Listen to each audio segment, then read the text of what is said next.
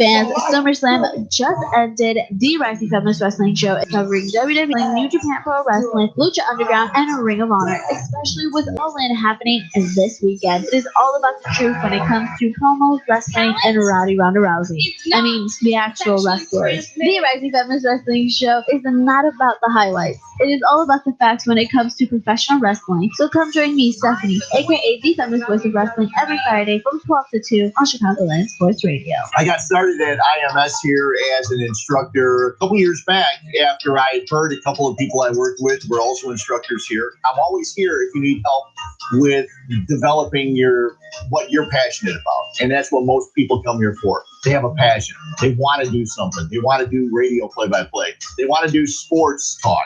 They want to do updates, whatever it may be. My name is Freddie Huebner. I work at ESPN 1000 as a host and sports anchor, and I am IMS. Time to kick off your career in radio or TV broadcasting at the Illinois Media School's downtown Chicago campus. Call us at 312-884-8000 or visit 530 South State Street to learn how you can make your dreams of being on television and radio a reality. Don't take my word for it. Check out what some industry professionals said about the Illinois Media School.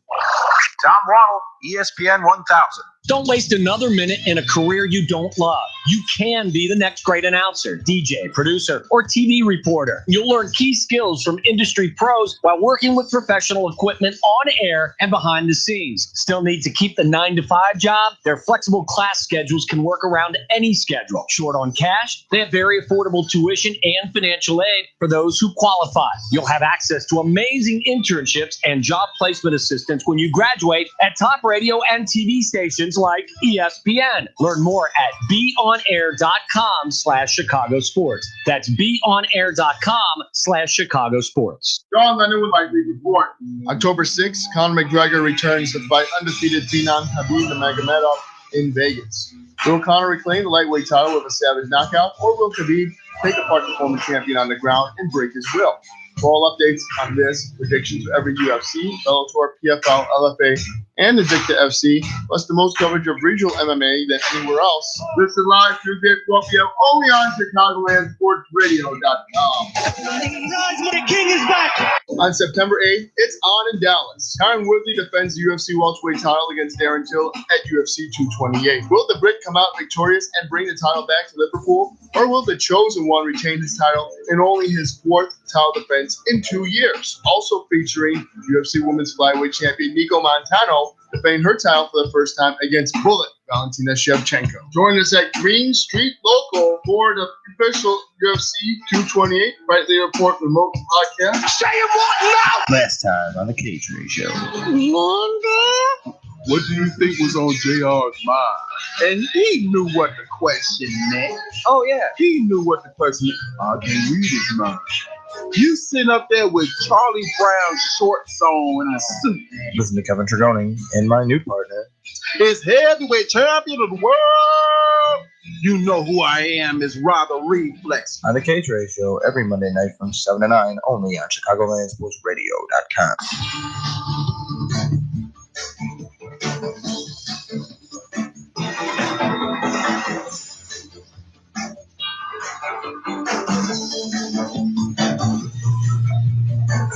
Hello, everyone. Welcome into the Backskate.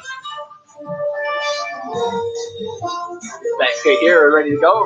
Got my two hosts here, Mr. Matt Meliska. Hello, everyone. And James Hicks, number 3. Sorry, what? James Just kidding. Hicks, number 3. What's up? Today we are going to be talking all sorts of things in hockey. We're going to be talking about the Columbus Blue Jackets and the Breadman situation. We're going to be talking about Max Domi punching Ekblad in the face. We're going to talk about how that was something. If you show up to camp 25% body fat, you will be off your NHL team. Oh yeah. All that and more on today's episode of the Backskate. All right, boys. Who's ready for some good old fashioned hockey? We're 9 days away from the season. You guys ready? I've been waiting for this, I think, since April.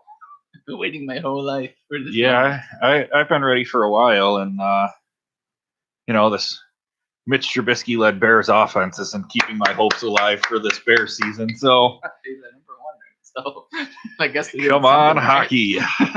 All right, so we're going into the 2018-2019 season, and I do have to say that one of the biggest stories, at least for me, are the Columbus Blue Jackets. Now, I don't think the Columbus Blue Jackets have ever, in their franchise history, have had a season where this is do or die. This is do or die for the Columbus Blue Jackets. They have their number one star. It definitely is. Star left wing Artemi Panarin is coming off the books this next season.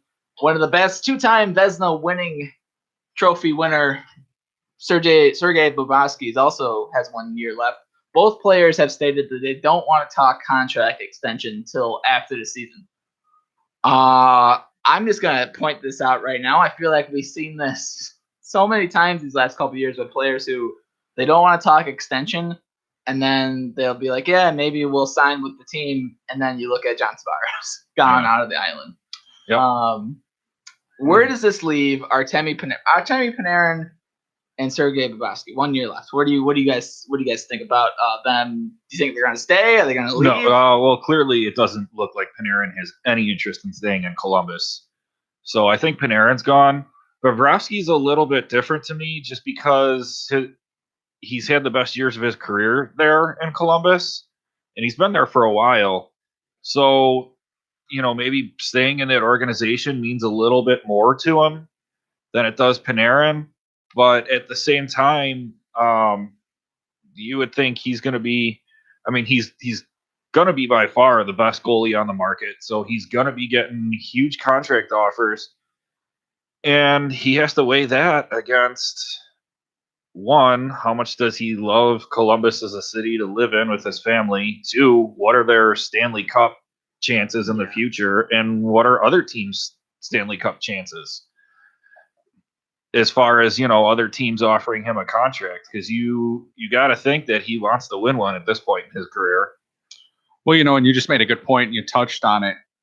I don't think Panarin stays. No. Panarin has absolutely zero connection to Columbus. Right. And he said before that he wants to play in a warm climate. Mm-hmm. I don't want to speculate on where I think what's going on in his mind, rather. I know Tampa probably doesn't have the cap space, but if you wanted to go, and they're not really a large market team either, it would pain me to say this. They're top 10 in attendance. Yeah, Tampa's built up quite the fan base. I mean, that's what winning does, which they've done consistently the last 5 or 6 years. I could almost see him, if they were to make some cap space, him going to LA. Yeah, I could see that. I don't see that. I'll bring it back to the point, like with Panarin. So Panarin and Bobrovsky, right? Yeah. They're from Russia, obviously, both Russian players. They have no real connection. Like, I'll bring it to John Tavares. John Tavares, he grew up a Leafs fan, grew up in Ontario, was always a Leafs fan growing up. These guys don't have really any connection besides Bobrovsky. They probably didn't even know that Columbus existed prior to coming to North America. Really, yeah, that's probably really true. And I honestly think that for Bobrovsky, he was drafted by Philadelphia, traded by Philadelphia to Columbus, was there for the last 5 years. Yes, he's had success there, but at the same time, he doesn't have any commitment there. Not like he needs to stay in Columbus, because he doesn't. Not like they've really done him any. Like, to be honest, they just recently started putting a team around him. True. Now. And I mean, he's going to be 30. He's going to get the best contract of his career right now. And I think Bobrovsky's one of those players that even you could see on his time with Philly, when they weren't good defensively, he had issues playing with them because they didn't care about his development. They just put him up there because when they said when Brizgalov wasn't good, they just kind of threw him and Bobrovsky underneath the bus there for the whole team. They didn't care about him. Now he goes to Columbus. He's the guy. And now they're just putting a team around him. I don't really think he sees them as a contender. I don't see Columbus as a contender. I don't either. And, I'm going to go back to something we sort of touched on last week with Carlson. You said Bobrovsky is going to be 30. This is going to be the last big deal of his career. So he might want to make it worth it. And if he thinks that Columbus can build a team around him to be able to compete for a Stanley Cup, then I think he stays. But honestly, I don't Columbus is good, not great, and I don't necessarily know if they're financially going to be able to add big time players or keep some of their players around him. Yeah, so I think with Bobrovsky, obviously, I mean they have Seth Jones signed to a long-term contract, but let's just say this season is a do or die situation for the Columbus Blue Jackets. You cannot lose your star. Who are they going to replace in net for Bobrovsky if he leaves? Who are you going to replace as your star number one left wing who led the team in scoring, who had one of the best seasons in Columbus Blue Jackets history for point scoring? You can't let him just walk. So if you're at this point in the Columbus where you don't know what you should do, are you going to trade them at the trade deadline? Or are you going to, the thing is you trade them at trade deadline, you're not going to get as much for either of your players. They said you can't trade them right now because you're already halfway through preseason. What do you think their record will be at the trade deadline? Because if they're in playoff contention, you can't trade them. Then would it make sense to try and add and try and go all in for this year? That's what I mean. This is a big, huge season for the Blue Jackets. If they're not in a playoff contention, which I doubt that they wouldn't be, I think the next big question is what do you add, or if you're not in a playoff position, what do you get? Because there's only realistically two deadlines. So Bobrovsky and Panarin both gave them deadlines saying, I don't want to talk any contract talk during the season. I will only talk after the season's over or prior to the preseason. Obviously, preseason's already going on. That can't talk about that anymore. But right now, the only real deadlines that they have is to sign at the trade deadline. That way you have them for after this season, or you trade them during the draft. And then by then, it's going to be a sign and trade in which you don't get anything. You get maybe a third-round pick. It'll be interesting to see if they aren't in contention, if a contending team in need of a goalie will give up something somewhat decent. I would compare that to when St. Louis traded for Ryan Miller a couple years ago, when Buffalo was obviously tanking, and St. Louis needed a goaltender when they had Jake Allen and Brian Elliott and it wasn't working out. So then they moved in for Ryan Miller, and we all know how that worked out. They got blown up in the first round by the Hawks, right? Yeah, it was the Hawks. Yeah. Can I bring up a different point real quick? Oh, yeah, definitely. It was a game 3. It was fantastic. Let me ask you guys something here, because it's almost like they're going to have to make a choice if you're the Blue Jackets, because right now they only have $5.6 million in cap. So is it a matter of they're going to shed some salary during the season? Because obviously you can't get both guys for $5 million. Right. And I don't know what their cap situation is going to look like for next year either. So I think what they need to do is, if I think they're going to pick one or the other. They're going to have to if that's the cap situation. You need to go with the goalie. Yeah. Oh, easily. That's not right. Because it's not really a choice. I mean, honestly, the obvious, they would be stupid to think that. What, you mean JF Berube can't do it all? Oh, that's the backup this year, isn't it? Yeah. Is it? I thought it's Berube. Korpisalo. Korpisalo was their backup, but Berube, because Berube started last Tuesday. It is Korpisalo. Well, he's their Berube's in their system, but Berube's going to be the starting AHL goalie. Yeah, he's for the Cleveland Monsters. Yeah, Korpisalo is going to be their backup. He has 1 year. He's on our this next season. He's 24, but he's not going to be their next big thing. I mean, realistically, if you're looking at Columbus's cap stuff right now, so next year, you mean he's not the next Anton Forsberg? No. Next year they need to re-sign Ryan Murray. They only signed him to a 1-year contract. You got to re-sign Zach Werenski, who's one of the top best young defensemen in the league. You give Blackhawks fans crap for their cap situation. If this isn't the so-called key for this season is we're going all in for a Stanley Cup, because after this year, it's, I don't know. Yeah, I don't see it. I don't see them having a chance for a while. The only thing I could say, they would need to either buy out Brandon Dubinsky, who's making almost $6 million. They also have Cam Atkinson, who was not good last season That's surprising to me because Atkinson was one of their top prospects for a while. He's good. He scored 30 consistently. It's just he signed a big contract, and now you look at what happened. Yeah, but if I'm Columbus, the realistic choice right now is you trade Panarin at the trade deadline, and you sign Bobrovsky to a long-term extension. But to trade Panarin, if you're a contender, what does that do to your team when you're at the trade deadline? Let's say they're third in whatever, they're third in their division.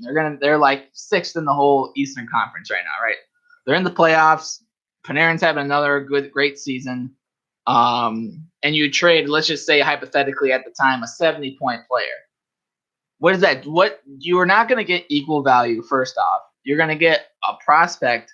You might get a first-round pick, but you're not trying to build up anything because you're going to be trading into a contender most likely. Right. And that kind of defeats the purpose. And no contender is going to trade you another top player at the time because that's going to be ruining their chemistry in their lineup. So you're not going to be getting essentially anything that's going to be of value from a contender or even a rebuilder, because a rebuilder is not going to want a 27-year-old guy who's only for a trade. That makes zero sense to trade him to a non-playoff team, and you're not going to get anything. Right. So that's a good point. No, their rebuilding team's not going to inquire about him. There's just no win in this situation. I think they're going to play out this season. They're not going to trade any of them, and I think both of them walk. And I think Columbus goes back into mediocrity. And unless they find a way to move out Brandon Nowitzki, they have looking at their cap. You have Cam Atkinson making 5.8. You have Brandon Nowitzki, third line, fourth line player, 5.8. Cam Atkinson's maybe a third line player. He could be if he bounces back, he's back to being a first line player. So that's a decent contract. You have Nick Foligno, who's their captain, who's 30 years old, 5.5. He hasn't had a good season in 3 years. Wenberg's a good second line center. Boone's making 3.7. Riley Nash, they just paid almost $3 million for a third line center. Borkstrand is making almost $3 million as a right wing who's a second, third line. And then again, you still need to pay Werenski, who's not going to sign. You're not going to want to sign Werenski to a bridge deal. Right. Because he's going to get paid. He's going to make at least $7 million. And there's not money to go around here. You need to choose. And Dubinsky only had 16 points last year. He was also sent home because he was dealing with some issues. I'll just leave it at that. I didn't know that Bobrovsky was making over $7 million a year. Yeah, he's that's insane. He's one of the best goaltenders in the world. It's a hard situation. They don't have anybody coming off the books next season. They're gonna have to get rid of Ryan Murray, right? Because you're not gonna pay him $3 million. They still have Scott Hartnell's contract on the books. Well, I guess he runs out. Yeah, that's the next 3 years. That's $3 million this year, 1.2 next year, and then 1.2 for 2021. So there's just not a lot of things you could do. If I'm Columbus's GM, I see that my team's at this point, and maybe I do go for the picks. Maybe I do just dump the salary, get some picks, and walk away with my tail between my legs, because that's all I can really do in this situation. It's better to get something back than go through a John Tavares situation. Am I seeing this correctly? That Bobrovsky has a no movement clause? That's what I mean. There's no Bobrovsky. Yeah, he does have a no movement clause. So yeah, you can't even trade Bobrovsky. So there's no, I don't know. And even if you're looking at other people who have non-movement clauses, Cam Atkinson he needs to submit a 10-team trade. So does Dubinsky, until he's 35, he's making $6 million as a fourth line player. No movement clause. Nick Foligno, their captain, no movement clause. So anybody that is of any value or of anything that you can get anything back for, you can't dump him off. You can't dump these players off. Did Stan Bowman sign these contracts? I don't know. Fourth liner making that much money. But either way, there's Well, Dubinsky was a Tortorella guy from the Rangers, That's true. Yeah. so he probably wanted to keep him around. Dubinsky plays that style that Tortorella loves too, or But he's been played, I injured. should say. He's been injured, and Yeah. he's not the player he used to be. But either way, what do you guys think? You guys think you think they're gonna trade him?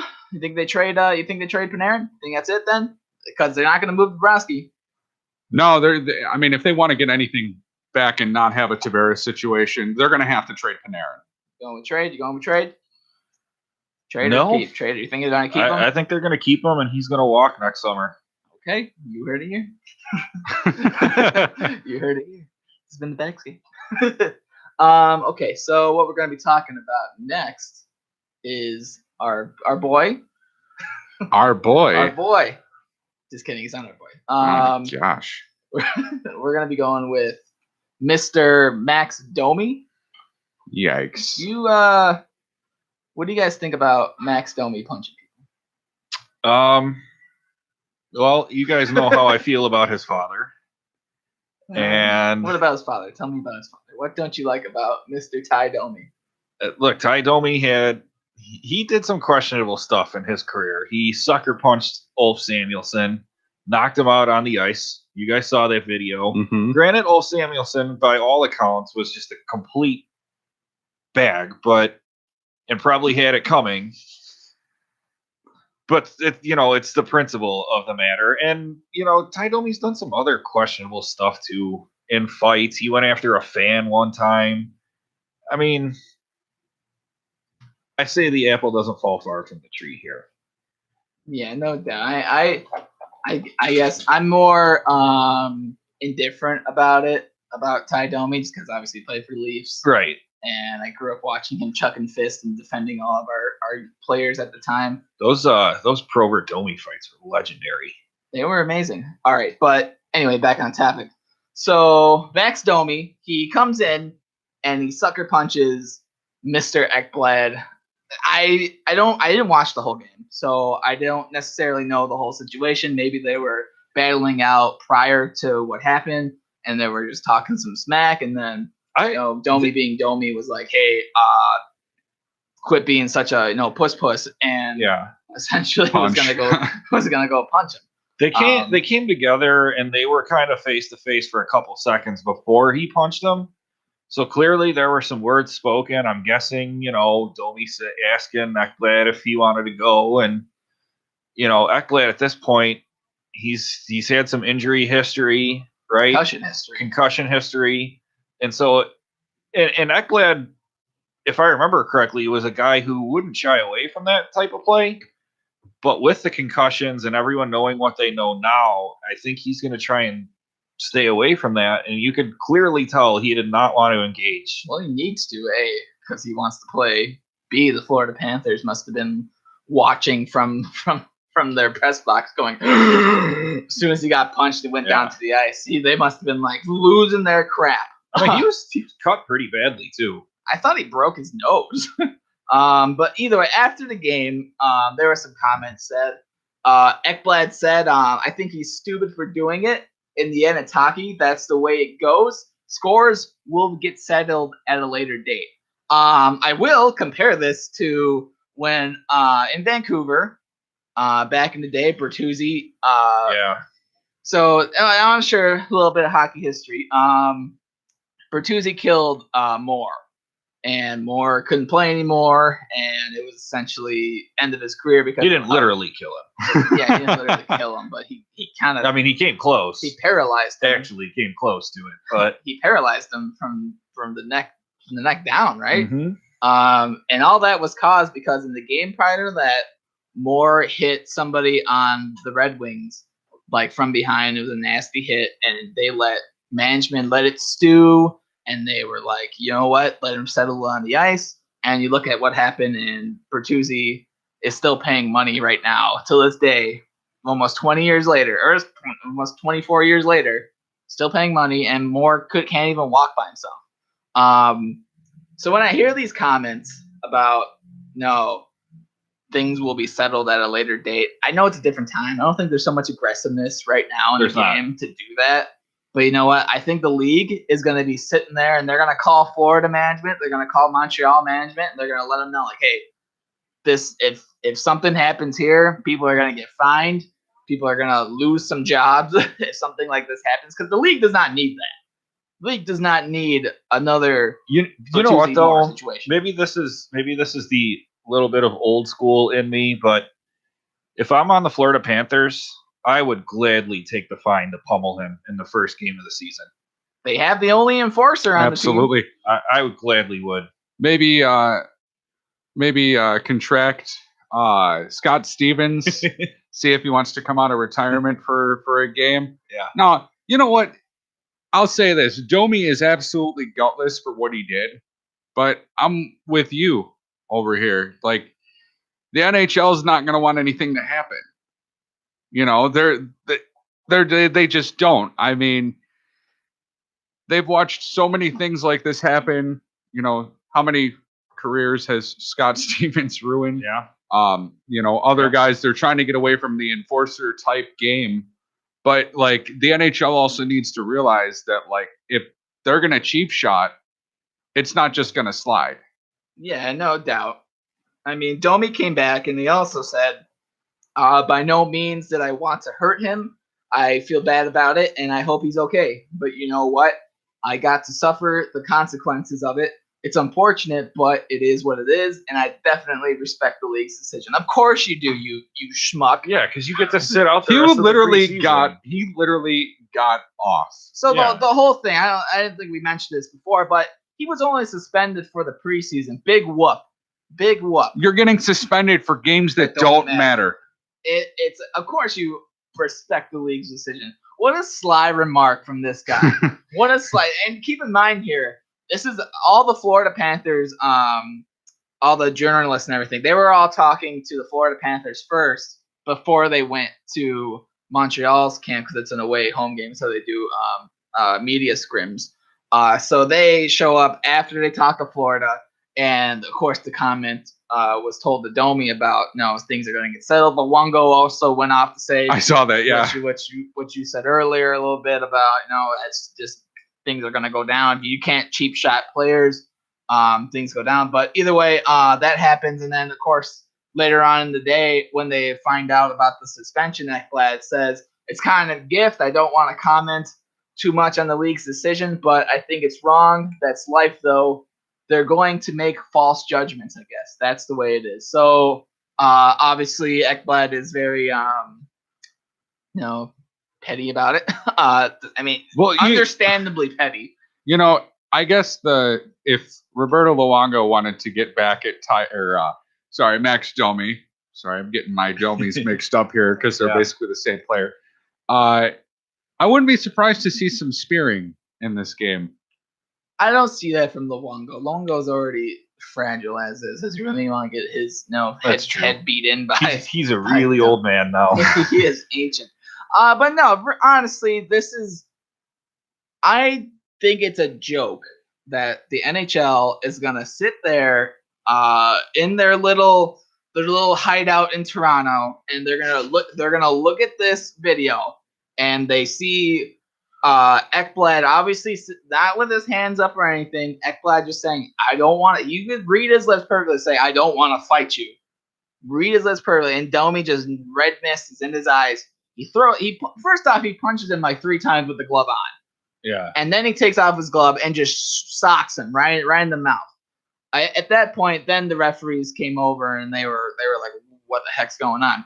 For Domi to come out too and say that he didn't mean to hurt him, no, it's dumb. You knew what you were doing. But you're in the NHL. You watched that video, right? Say we're the NHL. We're watching that video. What, James? What's your initial reaction? Like, what if you were the NHL and you were laying down suspensions? What do you think that is? Do you think that's a suspension worthy? You know what? I honestly thought he was going to get the first 5 to 7 games of the season. He should. Yeah, I understand. It's the preseason, but you're trying to say that it has no place in the game, but then you're going to be hypocritical and not give the suspension that it deserves. It's not like he hit him. It's not like he hit him in a bad spot and it's a hockey play. That's not a hockey play.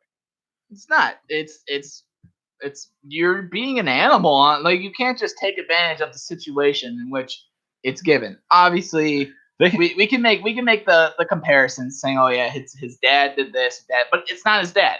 No, it's him. It's a different NHL. It's a different kind of thing. It's a preseason game, dude. Yeah, but he was probably taught to play that way too. Oh, but that's not, dude. You know how many different coaches he's had during his life. You know how many juniors, AAA to junior, you get traded in junior. You know how many different if you did not get taught to go punch somebody with your glove. Can I jump in and piggyback off your point here for a second? Did we ever see this when he played in Arizona? Because I don't ever. He one punched Kessler. Did he really? I don't remember that. Yeah, anyway, but he's an aggressive player. Yes, he's a skilled player. Yes, he plays on a really fine line of you shouldn't do that, but you do it anyway, and you get away with it. He's getting away with it. He's getting away with this one, and it doesn't make sense that the NHL again is going to sit there and not take this seriously. You can't. What if a joke of our league is you like if any other league's looking at this, say we don't watch hockey, say we're watching basketball, right? And you just see some dude like they act like they're pushing each other, and this dude just socks the guy in the mouth. You're gonna be like, whoa, that's hardcore. That's hardcore. You're gonna be like, okay. I wonder how many games he's getting suspended for. Yeah, right. And then this comes out, and you're like, what a joke! It's an absolute joke. I don't like it. I think it's idiotic, and I think it's something that the league should have really thought hard about, not just giving them a preseason suspension, because again, that makes should have made him play every game the rest of the preseason and then suspended him for the first 5 of the regular. They should have suspended him at least 3 games in the regular season. But either way, Max Domi only getting suspended for the preseason. I think it's a joke. They all think it's a joke. Yeah. All right, but we're also let's move it on along. Who's ready for some expansion? Yeah. You guys ready for some expansion? James? Absolutely. Take it away, James. Take it away. All right, so Seattle NHL group, and I'm sorry I was reading off your screen. So Seattle was in the news yesterday. Apparently, they have approved a $700 million for a new building. Which I think is crazy. Might mean that the NHL coming to Seattle is coming sooner than any of us probably thought. When did you think it would happen? I thought we'd be at least another 3 to 4 years away from a team in Seattle. Oh, so I've been thinking it's been coming soon ever since they announced the Vegas expansion, because that's just weird having an unbalanced league like that. 31 teams. Well, hold on. The NHL wants to not have a lockout in 2020, and the only way, in my opinion, the NHL does not have a lockout in 2020 is by making sure that this Seattle thing works. Do you know how much money was put into the league when Vegas came in? Mm-hmm. Yeah. Like, I don't know. I'm just gonna give a ball. I don't know how much. I don't have the number in front of me, but I think it's like let's just say $50 million. All that was split upon all the owners in the league, and that provided, cap space for the cap to go up. Yep. And allowed a lot more things to happen between each team. You pay players more for buyouts. Yeah. But you have so much money going around the league. The league wants expansion. The league gets expansion. Yes. That means no lockout. The only thing that's really keeping the NHL from making the Seattle thing happen sooner is just the arena plans for Seattle, because they can't. Are they rebuilding Keystone Arena? Key Arena, whatever it is. Hold on, let me see. Because I don't. Yeah, it will allow for demolition of Key Arena and then start the construction on a new facility. You mentioned the lockout possibly happening, and I'm wondering now if players are still salty about not going to Pyongyang. And I'm wondering if good for you for pronouncing that word. I did not know how to say that. Sorry, that's a good no. That's a good word. Nice job. Thank you. I appreciate that. Thank you. But, that came up the last time, and players were really mad that they were not allowed to go play in the Olympics. And I'm wondering if that's going to be now another sticky point when it comes to negotiating a new CBA. They're going to China. Everybody knows they're going to China. China. yeah, everybody's going to China. They know. If you don't think the owners want to have a lockout with Seattle's team now coming, would the players strike? They have no reason to. Once if Seattle, which looks like Seattle's going to become a team, they get money. Everybody gets money. Everybody's happy. There's no reason. If the players strike, the only reason they would strike is maybe to get the better I don't even know. The contracts that they have, the contract situation that they have right now is very, very It's good. very favorable. It's very favorable towards the player. If anything, it would be the owners complaining that they're being half-sided or whatever word for that reason. But they're going to be getting money with this. No, it was just a random thought. Yeah, there's no. My part. I don't think that there is any reason to have a lockout. I know it's a totally off topic with the Seattle thing. I just think that if you add money going into the league is money going into the players' pockets, and that's pretty much all everyone cares about. Because all they care about is escrow. And how much money they get taken off of escrow. If you don't know, let's just say someone's making your contract that you read off of someone's, say it's $5 million. They're only gonna get $3 million. Only $3 million, right? But they're still getting $2 million off of their contract due to the taxes, and depends on where they play. And I mean, like a lot of players complain that it should be equal, and then the players who are in, like, say Florida, like they're like, oh, no. And that's an NHLPA dispute, and maybe they do go through a lockout with that. That's a totally different thing. Yeah, but I think if there's another lockout, you're going to lose a lot of fans. So I think it would be in both sides' best interest. Shut up and play the game.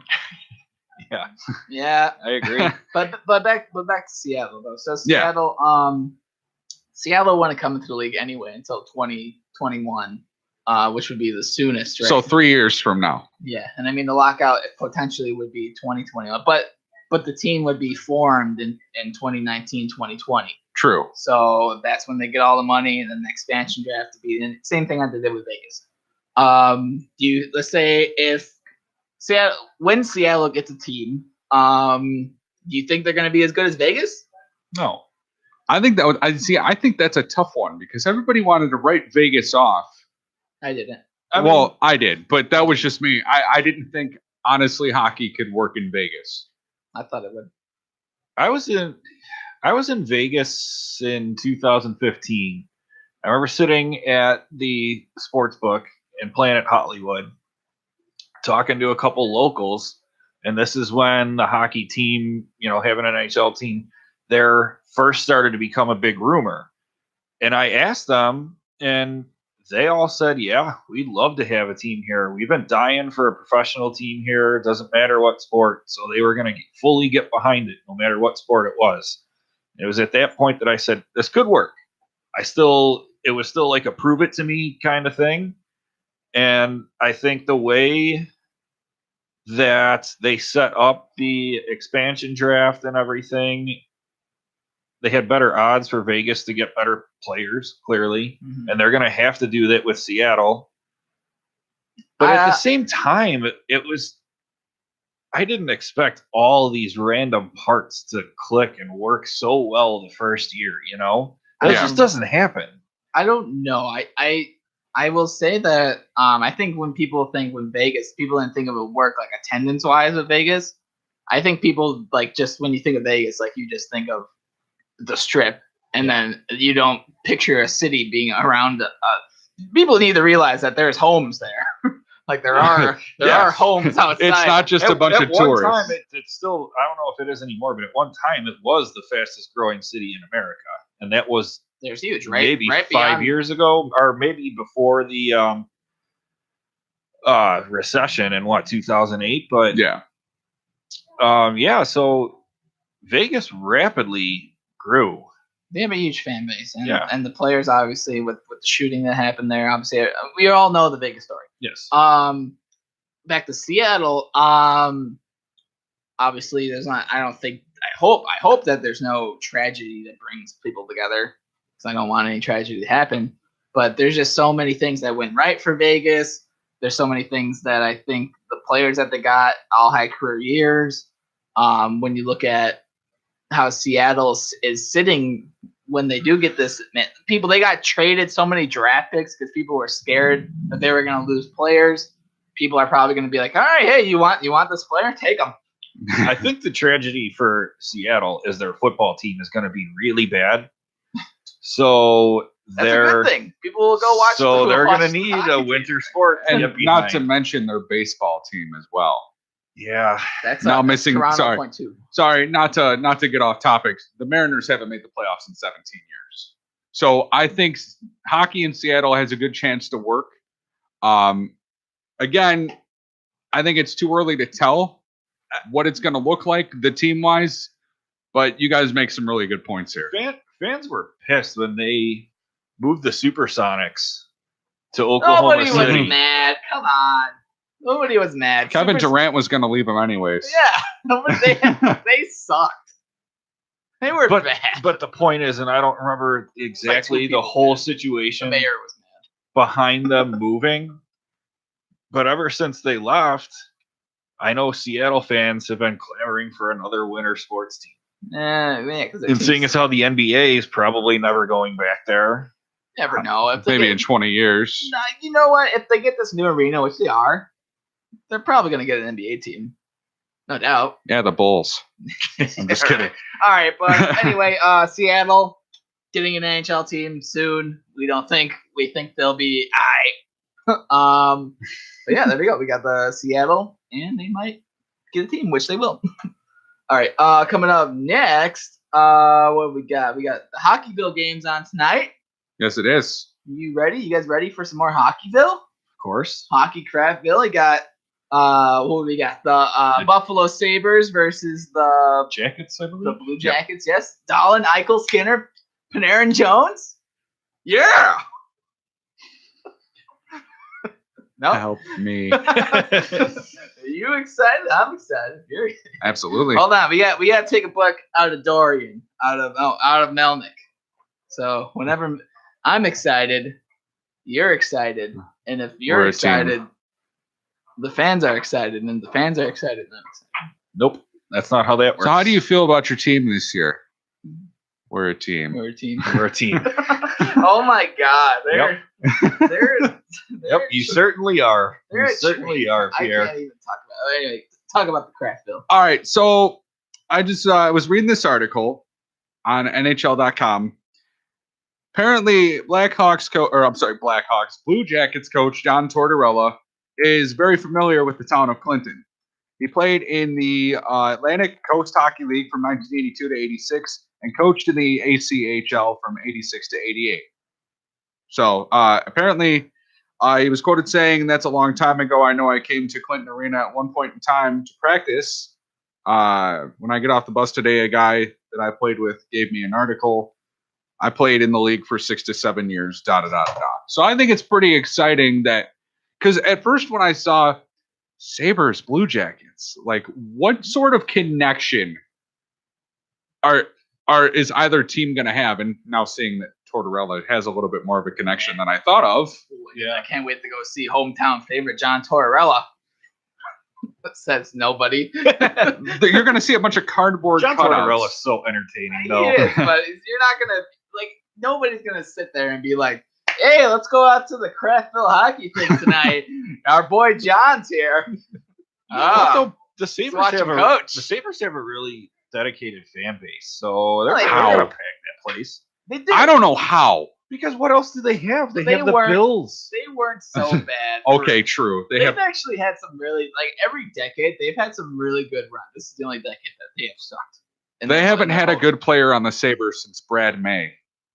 You kidding me? Mayday! Mayday! Mayday! Mayday! No, but for real, in the 70s, they had the French Connection. 80s, the 80s were kind of bad. But French Connection, good movie, by the way. They had Turgeon in the 80s, I want to say. 90s, they had Pat LaFontaine, and they had that run with Hasek for a while. And then end of the 2000s, they had Pominville, Roy, and Vanek for those, and Miller for those runs with that They had team. Danny I got Griffith two for a while, words too. for you for this offseason. No goal. What? No goal.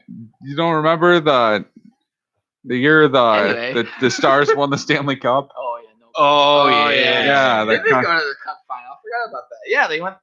So they've had. This is the only decade in their history that they honestly have been. They've been this bad. Whoa. So bad. Sorry.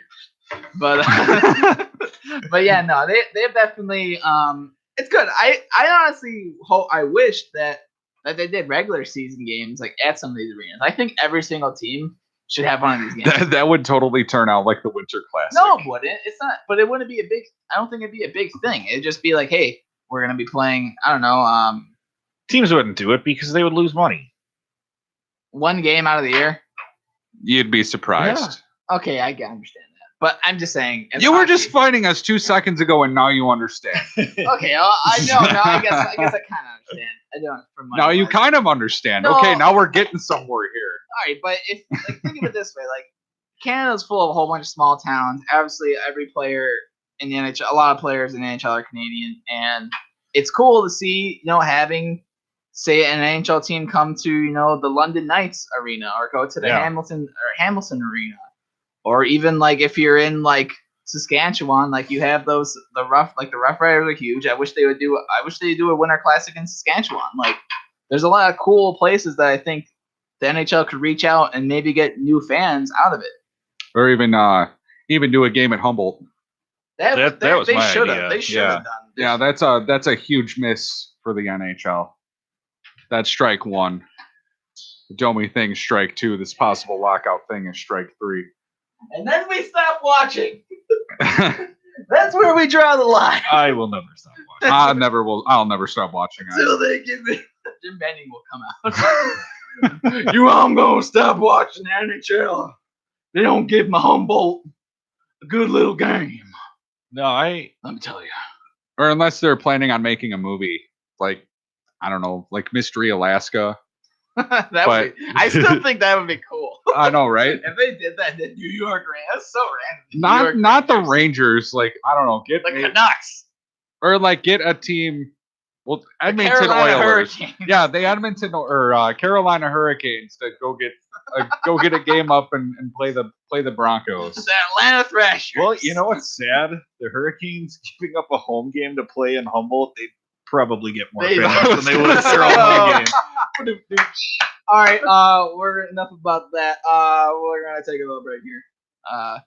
You know what this is. This is the bag skate, where we bash teams with small fan bases. Yeah, right.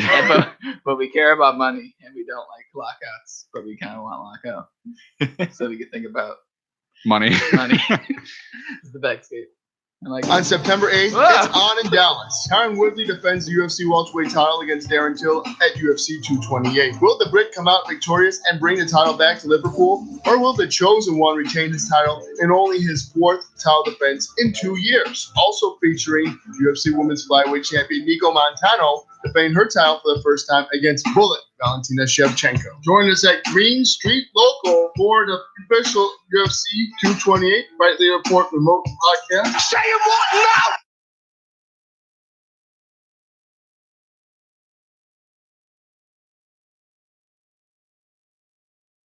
Next time on the warning track, October is right around the corner. Travis Wood with a home run to left. The Cubs seem to be pulling away in the Central. You are the weakest link. Goodbye. What can they do to ensure a third straight division title? There, he's got it. And the Cubs win the Central Division. For all the latest breaking Cubs and MLB news, check out the warning track with James 6 III, Tuesdays from 10 to noon on ChicagolandSportsRadio.com. This week on Deck. Find out if the Caps will finish the Stanley Cup, It's Ovechkin with the first goal of the game. or will the Vegas Golden Knights extend the series. Welcome to the main event of the evening. Plus, we get into the NBA Finals. Will the Warriors be back-to-back champs? I'm making people happy. Also, we get into Cubs and Sox baseball. Make sure to tune in On Deck with me, Charles Frederici, Sid the Kid, and Corey Barber every Saturday from 2 to 4 p.m. on ChicagolandSportsRadio.com. Nothing moves the blob At the end of the day, where do you expect the Cubs to be is the best question. I expect to be in the World Series. I said this before the year started. You weren't here yet, but when I made my prediction for the Cubs, I expect them to be in the World Series and lose to Yankees in 6. Give me a break. WORK. They got you if you believed into it. If you bought into it this long, they got you. The Bob Show is Cedric Farrell and Elijah Richardson, Wednesdays from 10 a.m. to 12 p.m. only on ChicagolandSportsRadio.com. Last time on the K-Tray Show.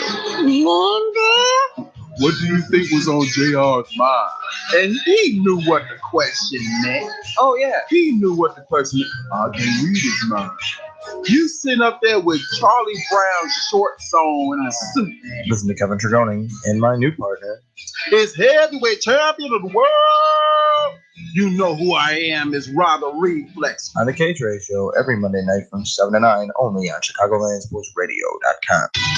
How's it going? My name is Edgar Ibarra, and I'm very grateful for all the knowledge I received at the Illinois Media School. My 15-year career in radio has been a dream come true. I'm a radio DJ, I'm on the air, and I get to be a program director for 2 radio stations in Wisconsin. My dream became a reality with the Illinois Media School. Illinois Media School is a great school with great teachers and former students now working in the industry today on the radio stations you listen to and on the TV stations you watch every day. Illinois Media School, check it out. For more details, beonair.com. I couldn't have said it better myself. This is Jonathan Hood, instructor at the Illinois Media School, formerly Illinois Center for Broadcasting. So many reasons for you to consider Illinois Media School: financial aid for those who qualify, real-world hands-on experience, internships, and so much more. Don't just take my word for it. Set up a tour at one of the 2 Chicagoland locations. Go to beonair.com/Chicago Sports to learn more. That's beonair.com/Chicago Sports.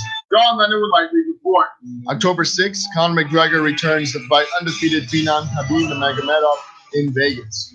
Will Conor reclaim the lightweight title with a savage knockout, or will Khabib take apart the former champion on the ground and break his will? For all updates on this, predictions for every UFC, Bellator, PFL, LFA, and Invicta FC, plus the most coverage of regional MMA than anywhere else. This is live Tuesday at 12 p.m. only on ChicagolandSportsRadio.com. The king is back. Next time on the warning track. October is right around the corner. Travis Wood with a home run to left. The Cubs seem to be pulling away in the Central. You are the weakest link. Goodbye. What can they do to ensure a 3rd straight division title? There, he's got it. And the Cubs win the Central Division. For all the latest breaking Cubs and MLB news, check out the warning track with James 6 III, Tuesdays from 10 to noon on ChicagolandSportsRadio.com. Hey, sports fans, Paulie C here, and this is a recap of what you missed last week on the Fans Corner. It's been literally the keynote of Eastern Conference for almost a decade, and the now only reason to watch these, basically, yeah. And now if he goes over, we're assuming he's going to go over to the Western Conference, right, for the first time in his career. And then at that point, do you realize what that does to the NBA? You put him in the West, you might as well just take the Eastern Conference and fold it. So please join us on Friday afternoons from 2 to 4 p.m. on ChicagolandSportsRadio.com. Time to kick off your career in radio or TV broadcasting at the Illinois Media School's downtown Chicago campus. Call us at 312-884-8000 or visit 530 South State Street to learn how you can make your dreams of being on television and radio a reality. Don't take my word for it. Check out what some industry professionals said about the Illinois Media School. Jonathan Hood, ESPN 1000. People often ask me, Hoodie, how can I be a sports radio guy like you? I tell them it takes drive and determination, and you need to learn how it all works. You can learn to be a sports talk show host, a producer, do play-by-play, and shoot and edit video. You'll have a chance to get internships at stations where you can tap into the knowledge of industry pros. With job placement assistance, you can start your new career in 1 year. It's a great school to get the hands-on training you need for a broadcasting career, doing what you love. They have affordable tuition and financial aid for those who qualify. So don't waste another minute. Go to beonair.com/Chicago Sports. That's beonair.com/Chicago Sports. You're listening to ChicagolandSportsRadio.com. It's not just sports, it's a way of life. It's a great time to be a sports fan in Chicago. The Bears have wrapped up OTAs. We're less than 2 weeks away from the NBA draft, and the Cubs and Sox are well into their seasons. On Second City Sports, we break down and analyze all the latest breaking news and notes from across the sports landscape. So join Jay Pfeiffer and Lakina McGee every Thursday from 12 to 2 p.m. only on ChicagolandSportsRadio.com, where it's not just sports, it's a way of life.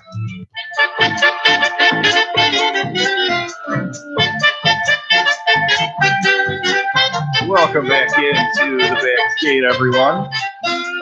All right, I got a question for you guys. All right, we've all gained weight before. Hey, We've all got.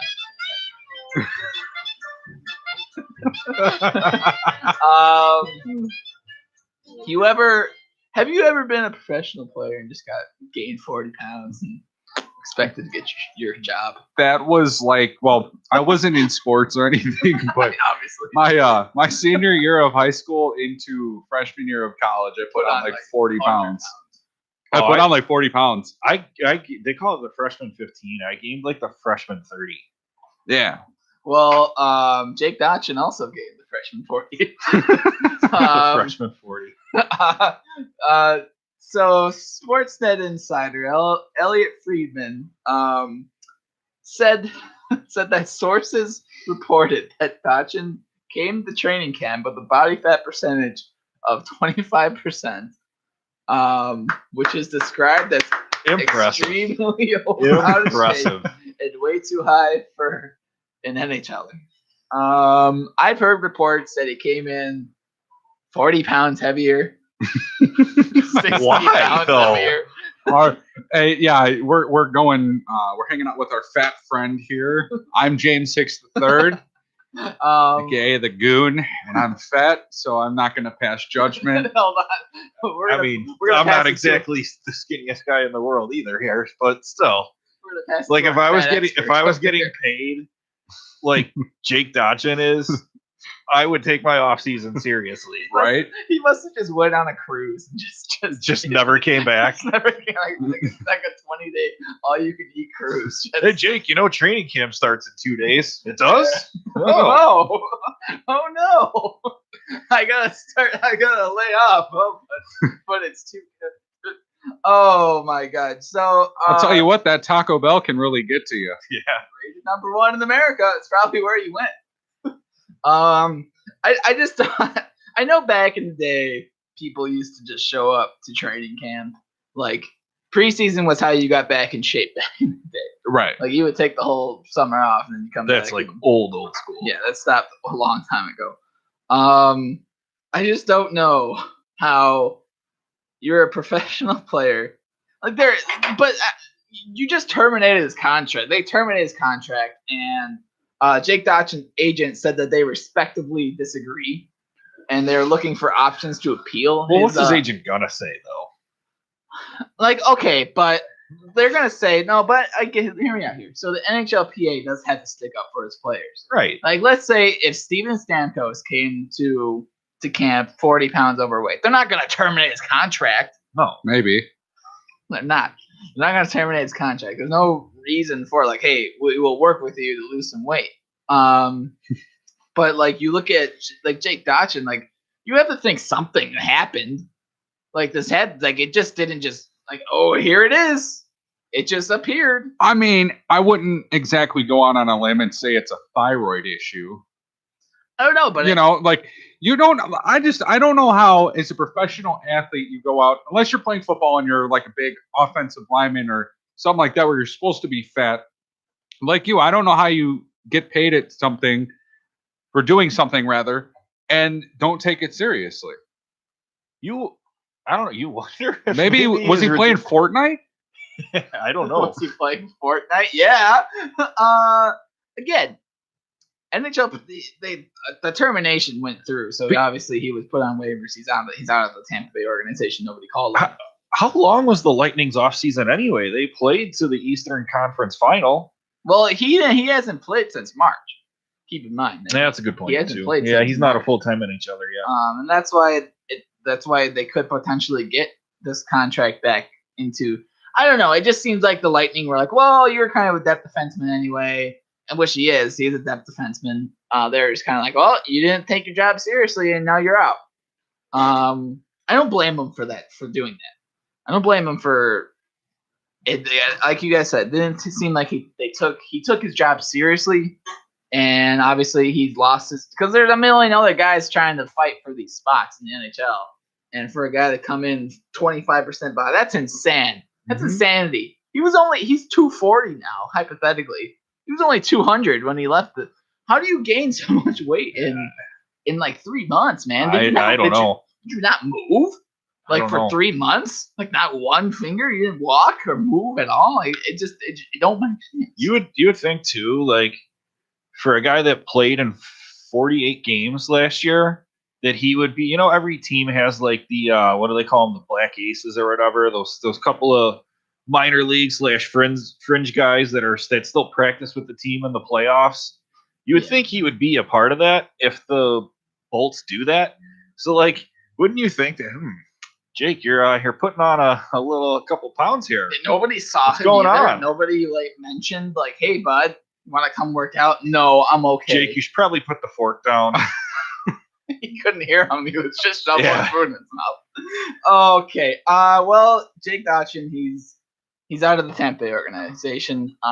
Contract terminated. It sucks. Sucks to see a young. He was NHL only making $600,000. Yeah, he was that player. That's ridiculous. Well, he missed his chance. He definitely missed. Was it just me? Am I misremembering this? But didn't Dustin Bufflin come into a couple training camps way overweight? Yeah, me and James were talking about it earlier. Justin Bufflin, he went. Yeah, Justin Bufflin. Yeah, Justin Bufflin, big buff. Dustin Bufflin. Yeah, we were just talking. He came in the camp like 300 pounds. Like it's nuts. Right? He's just 300-pound Dustin Bufflin. Like, oh my god, they didn't give up on Buff. So Big Buff has always been a big guy though. He's 6'7" for crying out loud. Yeah, I mean Jake Dodgen's like 6'5".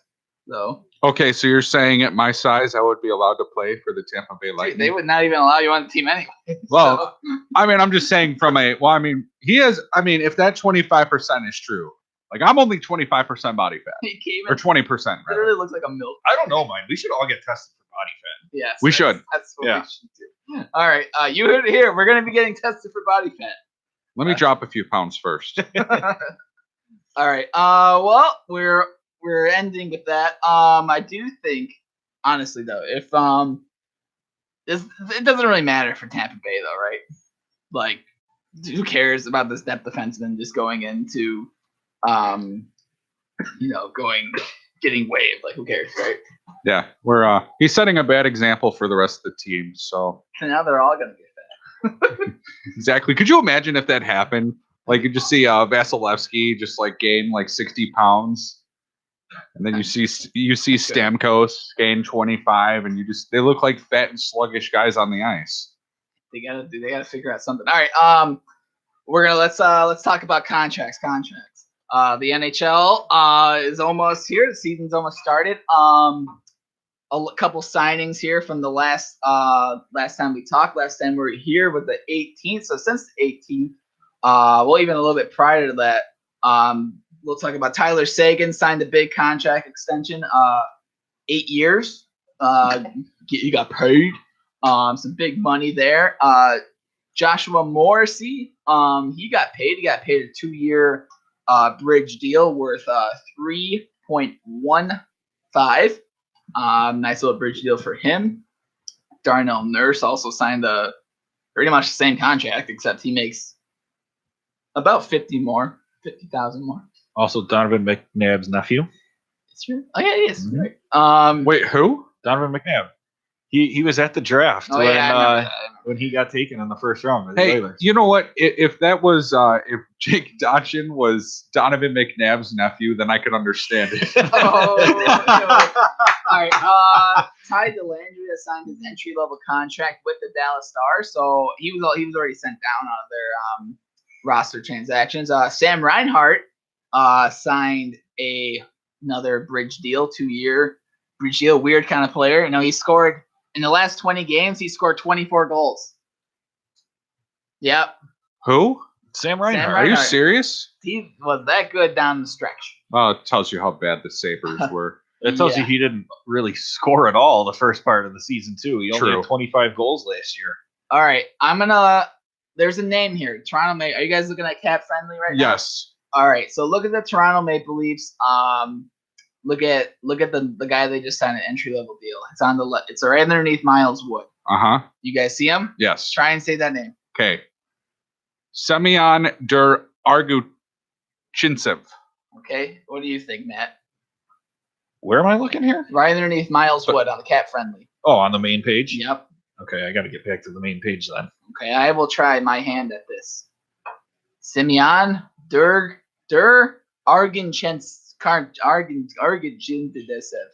Okay, your turn now. Semyon Arguchintsev. Okay. Arguchintsev, yeah. I like that. Okay, I just wanted to get everybody. Oh, I thought this was like a social experiment where you actually like knew how to pronounce No, the name. I don't. We were just gonna look like two idiots over here. No, I didn't know. Okay. I just wanted to You just wanted to try and figure it out. Yeah, yeah. Fair enough. Right. So he's center. He got signed to an initial contract. I don't know. He might make the team. He's been very good.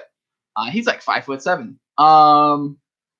Miles Wood, 23 years old. He signs a 4-year, $11 million deal with the Devils. He signed his soul away to the Devils. I mean, seriously. Signed his soul to the Devils. That's such a weird contract, you know? It's like, why would you sign a 4-year deal where so little and you're only 23 years old? Like, I would only sign a 2-year deal and then A bridge deal, right? yeah, not a 4-year deal where you're gonna be 28 and then this will be your payday. I don't know. Maybe it's a safe bet because he's a depth player. Yeah, that's what I'm leaning towards. Maybe that's a safe bet. I mean, let's be honest though. Maybe he just doesn't care about money. I'm just kidding. No. Oh, okay. Maybe he likes disappointment and just doesn't care. And maybe because I don't know what the Devils cap situation's like. It seems to me like they would have a lot of money. So I mean, Devils cap situation. Well, let me go back. Well, unless he's just an idiot. I don't think it really matters about the Devils cap situation. It's just I feel like this is just a random. I'm kind of curious now. Random player. There's just over 16 million cap. Yeah, they have enough room for They could have signed him to like an 8-year deal. Yeah, 8 years. Giving him a Stan Bowman type contract. Yeah. Oh boy. All right. Paul Byron follows me on Twitter. Paul Byron. Not a big deal. He also signed a 4-year deal worth $3.4 million for the next 4 years. He scored 20 goals on Montreal. He's the only 20 goal scorer on Montreal. Jesus. That's ridiculous. He was claimed off of waivers from Calgary, and now he's on Montreal making money. Good for him. Good for him. Gotta make your money. Make your money, black man, as the nice Childish Gambino says. What? He does. He says that. It's in the song.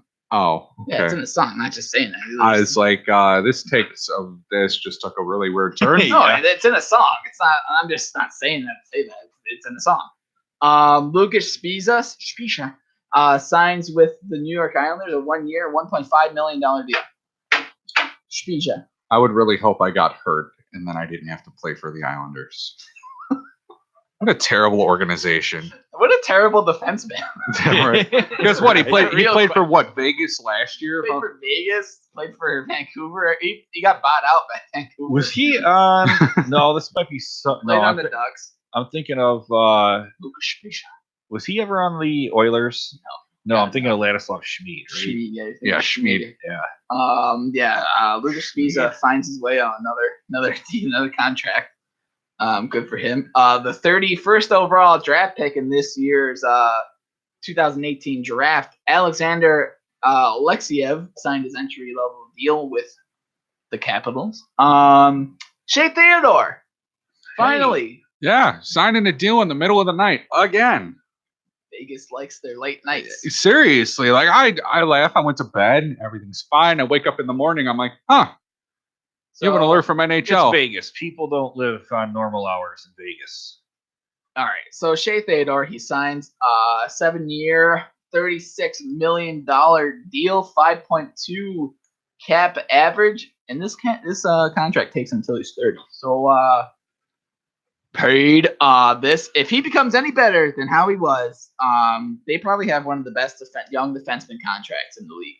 Mm-hmm. 5.2 for 7 years. That's nuts. If he only played, I think, 68 games last season. I think he had 31 points. So let's just say he plays a full season and he gets maybe 50, 60 points. 61 games, 29 points. That's still like half and half. That's not 10 points in 20 playoff games, though. Oh, he's gonna make so much. He's gonna get so many points. He could have made so much. He's the one who should have signed a bridge contract. If anybody would have signed a bridge contract, I would have thought Theodore would have.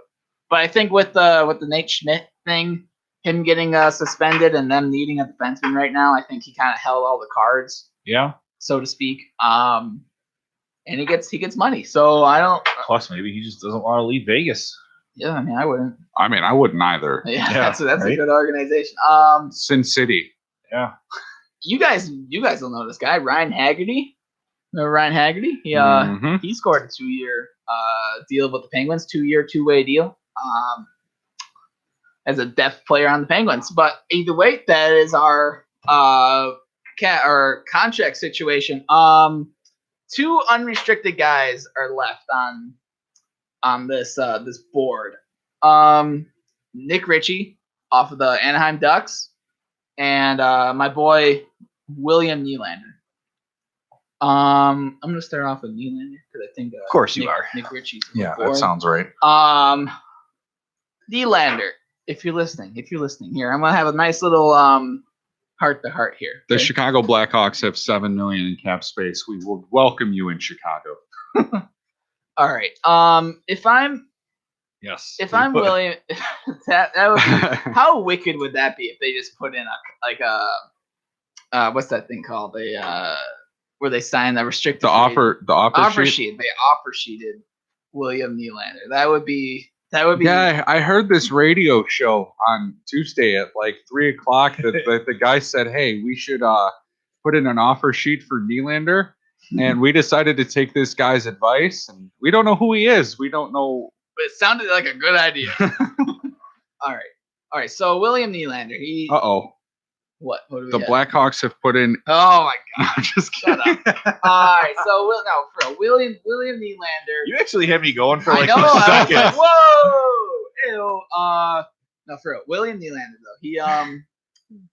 He comes off 2 years in a row where he scored 60 points. I know this topic has been talked about so much already with everybody. I do just have to say, as a Leafs fan, I think that the Leafs are they're gonna play hardball. I think they're gonna get the contract that they want versus Nylander getting the contract that he wants, just because they're gonna be like, all right, we're gonna play the season, man, and we're gonna show you that yes, you're a part of the team that is essential for us to win, but we don't need you to score goals. We don't need you to. We don't need you. You need us. You need to get paid, so you need us. I think the question is, will he sign right before the preseason ends? Will he sign during the season? Or is he done? Is he not going to play this season? Because the deadlines are for at least what the Leafs are saying. They want him to play at least 1 or 2 preseason games, which there's only like he should want to play 1 or 2 preseason games anyway. And the other deadline is obviously the December, I think 19th roster freeze where they can't sign any. Yeah, for the Christmas break. So and then obviously it's the whole season's over and then they have to sign him later. I don't want to be like a bearer of bad news, but I think this goes into the season. You think so? I think Nylander wants his money. His dad, Michael Nylander, was notorious for ex-Blackhawk. He was notorious for these contract holdouts that he had when he was younger. Ex-Blackhawk, you say? Shut. He's not going to the Hawks, dude. How funny would that be? It wouldn't be funny. It'd be horrible. I would laugh at you on October 7th. I would laugh at myself.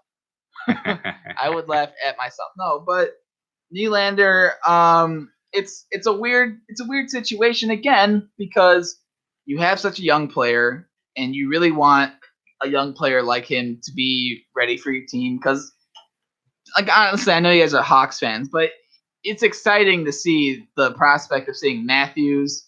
Yeah, you see Matthews, Nylander, Marner, Tavares, Kadri, like all on the same ice. No doubt. Like that's super exciting to see. I would love to see that. Yeah. But so far, I always want to bring up this point that I was thinking about the other night. Tavares took less money to come to the Leafs, and now he's looking at Nylander like, dude, for real? Yeah, right. For real? You're Right. you're gonna sit out to make an extra $1 million? Cheap. I mean, he's making Selfish. He's making $832,000. Selfish Nylander needs to make more money. Hey, you know, if you guys need a good scorer, Thomas Yurko's still on still a free agent. I don't need Thomas Yurko in my life. Thomas Yurko. And Oh, man. all right, but anyway, there's that. But yeah, those two. I mean, Nick Ritchie. Who really cares about Nick Ritchie? Nick Ritchie's is there's no real. Doesn't make sense why Nick Ritchie's gonna be like. Can you look up how many points Nick Ritchie had last season? Yeah, Really quick. I will be on He there for a minute. misses he misses Ryan Kessler, so he's trying to hold out. And I was just looking. Go ahead. I don't know. I literally don't know what I'm talking about. You guys still have Nathan Horton counting against your cap? For one more year until Nathan Horton. Yeah, but who cares about that? I don't really care about that. But I knew that. All right, so Nick Ritchie, what were we looking at? That doesn't matter. What does matter is the roster transactions. Can you guys get the roster transactions up on your list real quick? Sure, I suppose. Thanks, dog. It's all on the links, bro. It's on the links. Where am I at? Are you guys got it pulled up? Hold on. Maybe we could do this after a break. Oh, yes, we can go on a break. Go ahead. We will be right back here on the Bag Skate. John Lennon would likely report. October 6th, Conor McGregor returns to fight undefeated Phenom Khabib Nurmagomedov in Vegas. Will Conor reclaim the lightweight title with a savage knockout, or will Khabib take apart the former champion on the ground and break his will? For all updates on this, predictions for every UFC, Bellator, PFL, LFA, and Invicta FC, plus the most coverage of regional MMA than anywhere else. Listen live Tuesday at 12 p.m. only on ChicagolandSportsRadio.com. The king is back. On September 8th, it's on in Dallas. Tyron Woodley defends the UFC welterweight title against Darren Till at UFC 228. Will the Brit come out victorious and bring the title back to Liverpool, or will the chosen one retain his title in only his fourth title defense in 2 years? Also featuring UFC Women's Flyweight Champion Nico Montano defending her title for the first time against Bullet Valentina Shevchenko. Join us at Green Street Local for the official UFC 228 Fight Leader Report remote podcast. Say it what now? Last time on the Cage Radio. What do you think was on JR's mind? And he knew what the question meant. Oh, yeah. He knew what the question meant. I can read his mind. You sitting up there with Charlie Brown's shorts on and a suit. Listen to Kevin Tregoning and my new partner. Is heavyweight champion of the world. You know who I am, is Robert Reflex. On the Cage Radio every Monday night from 7 to 9, only on ChicagolandSportsRadio.com. Next time on the warning track. October is right around the corner. Travis Wood with a home run to left. The Cubs seem to be pulling away in the Central. You are the weakest link. Goodbye. What can they do to ensure a third straight division title? There, he's got it. And the Cubs win the Central Division. For all the latest breaking Cubs and MLB news, check out the warning track with James 6 III, Tuesdays from 10 to noon on ChicagolandSportsRadio.com. That's right, wrestling fans. SummerSlam just ended. The Rising Feminist Wrestling Show is covering WWE, Impact Wrestling, New Japan Pro Wrestling, Lucha Underground, and Ring of Honor, especially with All In happening this weekend. It is all about the truth when it comes to promos, wrestling, and Rowdy Ronda Rousey. I mean, the actual wrestlers. The Rising Feminist Wrestling Show is not about the highlights. It is all about the facts when it comes to professional wrestling. So come join me, Stephanie, aka the Feminist Voice of Wrestling, every Friday from 12 to 2 on Chicagoland Sports Radio. Next time on the warning track. October is right around the corner. Travis Wood with a home run to left. The Cubs seem to be pulling away in the Central. You are the weakest link. Goodbye. What can they do to ensure a third straight division title? There, he's got it.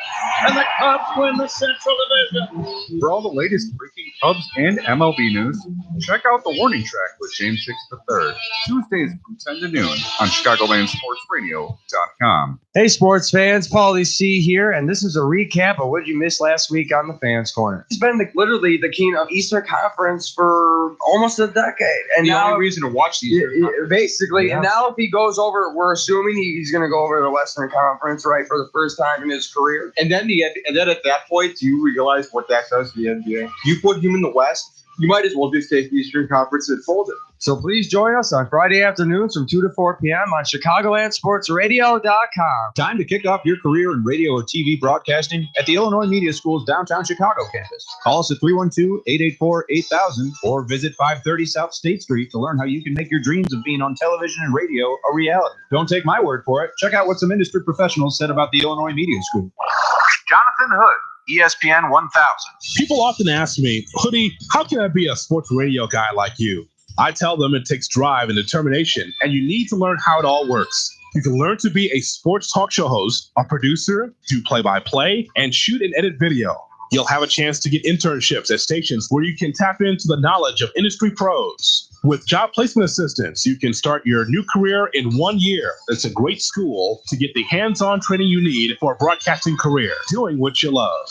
They have affordable tuition and financial aid for those who qualify. So don't waste another minute. Go to beonair.com/Chicago Sports. That's beonair.com/Chicago Sports. It's a great time to be a sports fan in Chicago. The Bears have wrapped up OTAs. We're less than 2 weeks away from the NBA draft, and the Cubs and Sox are well into their seasons. On Second City Sports, we break down and analyze all the latest breaking news and notes from across the sports landscape. So join Jay Pfeiffer and Lakina McGee every Thursday from 12 to 2 p.m. only on ChicagolandSportsRadio.com, where it's not just sports, it's a way of life. So you want to be in broadcasting, but you don't know where to start? Illinois Media School is a great beginning. If you want to work in front of the camera or mic or behind the scenes, IMS will help you prepare for a career in broadcasting in just 8 months. Your financial aid is available for those who qualify. So what are you waiting for? Call the Illinois Media School at 312-884-8000, 312-884-8000, or visit the website at beonair.com. Nothing moves the blob. At the end of the day, where do you expect the Cubs to be is the best question. I expect to be in the World Series. I said this before the year started. You weren't here yet, but when I made my prediction for the Cubs, I expect them to be in the World Series and lose to Yankees in 6. Give me a break. WORK. They got you if you believed into it. If you bought into it this long, they got you. The Bob Show with Cedric Farrell and Elijah Richardson, Wednesdays from 10 a.m. to 12 p.m. only on ChicagolandSportsRadio.com. I'm not only on that bandwagon, I'm driving that bandwagon, and we're not stopping until we get to Cooperstown. Hey, Steve, did you catch the score of the Cubs game last night? No, actually, I didn't. You need to tune in to Covering the Bases on ChicagolandSportsRadio.com. Isn't that the hot new baseball show with Matt Brown and Steven Garcia? Yes, they cover the Cubs and Sox, scores, updates, and up-to-the-minute news around Major League Baseball and more. Covering the Bases this Wednesday from noon to 2 p.m. only on ChicagolandSportsRadio.com and Facebook Live.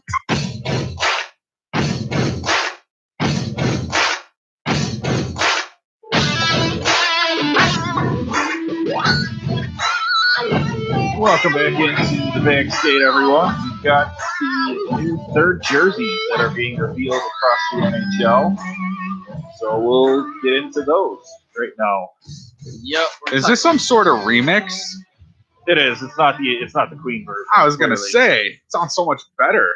Whoa. All right, we're talking. Whoa. You don't insult me. I just did deal with it. Yeah. Well, all right, we're talking the newest NHL jerseys that Adidas is bringing out. We have a couple on the wall, but I'll show pictures of them in the video. First off, the Anaheim Ducks released theirs first. They have a cool. I like their new Anaheim Ducks jersey. Yeah, it's a bit old school. It's kind of old school. It has their old like logo in the middle. And it's like a mixture of their old jersey. It pretty much has every kind of color themed scheme that they had throughout their history. Pretty much it has the black. It has that like flag going down the bottom, which was the the original, or was the jersey that they had with the Ducks. The Mighty Ducks of Anaheim logo. And then the Ducks, when they won the Cup, that kind of color scheme. They have the same kind of wings on the side, but they have the black jersey. They have the black in the middle. I think this is a really smooth jersey. I really like the black and teal for the Ducks, and plus they have the Anaheim Ducks logo now on the side on their shoulder plates, left and right. So I think it's a cool jersey. I definitely think that's cool. It's one of my favorite ones. Yeah, for sure. The Arizona Coyotes revealed their Kachina throwback jerseys. The Kachina. Dun, dun, dun, dun, dun, dun, dun, dun. Yeah, this one. Do it. This one is obviously. I think I'm a jersey. I collect jerseys. I have like 70 of them. I'm a weird guy. I've always wanted one of these jerseys, and I think this is the one new Adidas one that I think that I'm gonna just break and just buy. That you have to. I have to have this one. This one is just such a cool. The design is awesome. I've always loved the weird coyote Kachina thing that they have in the middle. The designs on the bottom of the jersey is really cool looking. It just screams vintage 90s. Who was their goal? Was that Antti Raanta that came out with his new pads? And it looks like, those are awesome. Sick. Yeah, that's awesome. I wish they would wear these jerseys all the time. I honestly think this jersey is better than the regular jersey that they have with the screaming coyote. Their regular jerseys now aren't bad. They're not bad, but what would you rather? What would you rather have? These ones or those? Honestly, I don't care. Okay, well, you heard it here. You know. Fair enough. The Calgary Flames went back with their white C. I love this jersey. Again, it's one of those jerseys that I've always kind of wanted, but they're never around because they stopped making them in like 2015, and then they brought them back in like 2016, and then they went with that weird Calgary thing on their jersey. I don't know, it's really weird. I think I love the color scheme. They won the cup with this color. Reminds me of Lanny McDonald. Yeah, I remember. I don't know. I remember this was the last jersey before Jerome again got traded from the Flames. This is the last jersey that they wore. Yeah. That's what I remember. I like this jersey. I think again, I'm probably gonna buy all these jerseys to be honest. I love jerseys. But I don't have this one. This one's really cool, and it goes with like everything. The Carolina Hurricanes. Bleh. Is that a hockey stick with two flags?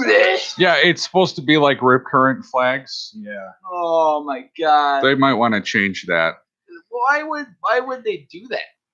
They had such a nice alternate black jersey the last couple years with just the regular tornado, not the hurricane in the middle. I was gonna say that's not.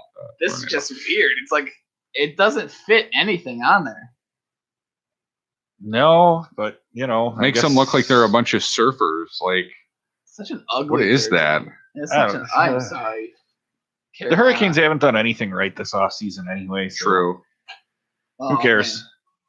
Yeah, it's just an ugly jersey. The Columbus Blue Jackets.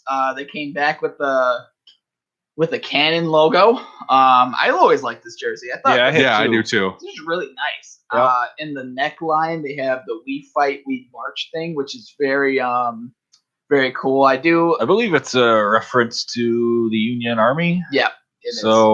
And they have Civil War. They have the flag or the flag stars in the back too. I think that one's cool. I think that this is one of the jerseys that they brought back from Reebok that really works with the Adidas neckline. Mm-hmm. Like I think that is true. That's a good point. I think the Adidas neckline is very unique, to say the least. It doesn't fit with a lot of jerseys, but I think with this one, it really just makes it look very tightly uniform, like the Blackhawks one. Like me and James talked about how the Blackhawks, makes it look like a dress, it looked like a dress shirt. Yeah, it looks like a dress shirt. My aunt said they look like Pilgrim Slash. Yeah, they kind of do. But no, it doesn't look right with the Blackhawks one. No. But with this one, it makes it look very, very nice and uniform. The Colorado Avalanche brought back their Rockies navy blue jerseys with Not a fan. You don't like these ones? No. I really do. I really do. I don't have it. I was gonna buy this one. It's like $39, probably like $100 now. But I was gonna buy that one. I do like this jersey. I think the color scheme's cool. Now that I'm looking at, I don't know. I do appreciate this jersey. I think it looks better than the jerseys that they have now. To be honest. Yeah. Did you guys hear like 2 years ago there was like a bunch of stupid sports fans who thought that was the Cubs logo? No. For like Oh my God. the one guy is I like, know "Oh, Cubs look at fans me! I aren't bought the a most Cubs intelligent jersey." bunch, but And I'm like, "No, dude, that's not a Cubs jersey. That's a Colorado Avalanche jersey." Looking like an idiot. Yeah, that one's Yeah. dumb. The Edmonton Oilers brought back their Royal Home Blue jersey. Gotta change it to losers. Yes, featuring their new 40th anniversary logo. That looks like every other jersey they've worn. Yeah. Way to step. You know what? It's We have like it on the wall very here. creative there. Oilers. Here, yeah. Just to give you a little bit of insight here. All right, we're. I'll show you guys on the video. But yeah, we have a Yakupov jersey going. I'll take a picture of it.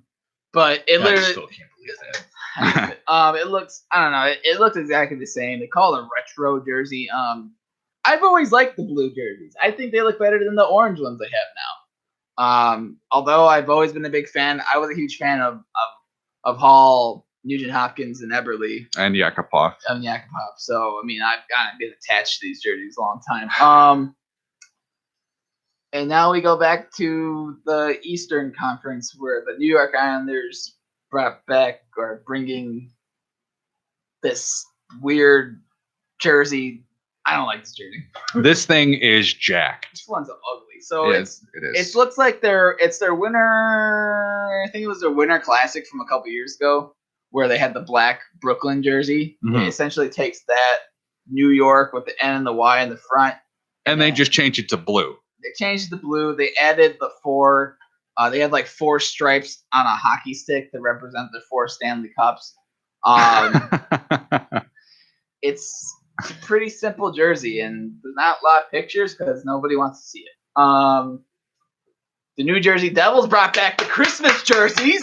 Yeah. That was the Stadium Series versus the Rangers, wasn't it? Yeah, these jerseys are dope. I love these jerseys. I'm buying one right now. Okay. But you're looking at your computer screen. Not now, later. I'm just messing with you. I like the jersey. I like the green. I like the green and red. I think it's cool. It's gonna be in white, so they're probably gonna do it in the away game, probably against the Rangers. It's a good, cool jersey. I don't mind that jersey. I think it's simple, same nice. It's pretty much their old jersey except with green. We go back to the Ottawa Senators. Yikes! Who are bringing back their 2017 Centennial Classic jersey. Okay. Has a That's disgusting. black and white O in the middle, representing how old and stale they are. And red around it, representing the blood of the fans caving in on them.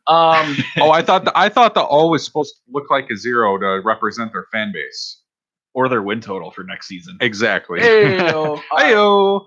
All right, the Philadelphia Flyers brought back their 2017 Stadium Series jersey. I have that one on the wall as well. It's pretty much the same jersey. It's just as the 2017 Stadium Series, it is the same jersey. They didn't really do anything either because they had the neckline going then, and they have it now. The San Jose Sharks, my favorite. Shark jersey. That's sick. My favorite I love them. jersey. So all good. of them. They call it the stealth jersey. How cool is that? That's like the cool kid out of all of these ones. You know, it's just like he slicks his hair back. I'm called stealth.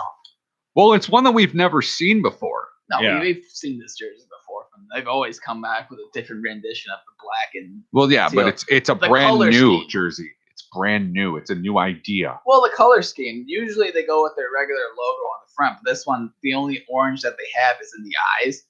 I can zoom in. On this, it's just so cool. On the sides, they have really nice blue. They have a nice texture actually on the side patches near the elbows, which I mean you get to zoom in and look at it, but they have a weird kind of texture going on there. I think the teal that they chose for this is it's a darker color than what they usually have.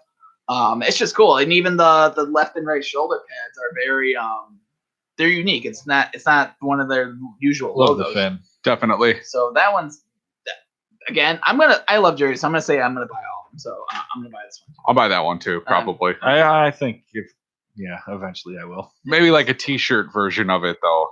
I'm not spending that much money on it. I'm spending $400. Absolutely not. All right, the St. Louis Blues are bringing back their Winter Classic Ooh. Heritage jersey.